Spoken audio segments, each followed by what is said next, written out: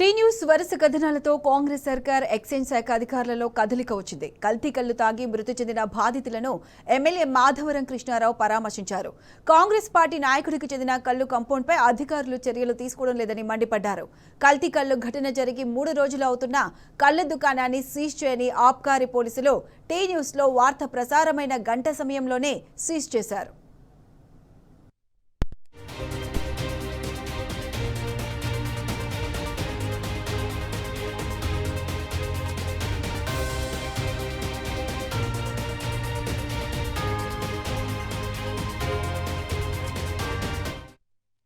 Tea news వరుస కథనాలతో కాంగ్రెస్ సర్కార్ excise శాఖ అధికారులలో కదలిక వచ్చింది. కల్తీ కళ్లు తాగి మృతి చెందిన బాధితులను ఎమ్మెల్యే మాధవరం కృష్ణారావు పరామర్శించారు. కాంగ్రెస్ పార్టీ నాయకుడికి చెందిన కళ్లు కాంపౌండ్పై అధికారులు చర్యలు తీసుకోవడం లేదని మండిపడ్డారు. కల్తీ కళ్లు ఘటన జరిగి 3 రోజులవుతున్నా కళ్లు దుకాణాన్ని సీజ్ చేయని ఆబ్కారీ పోలీసులు టీ న్యూస్లో వార్త ప్రసారమైన గంట సమయంలోనే సీజ్ చేశారు.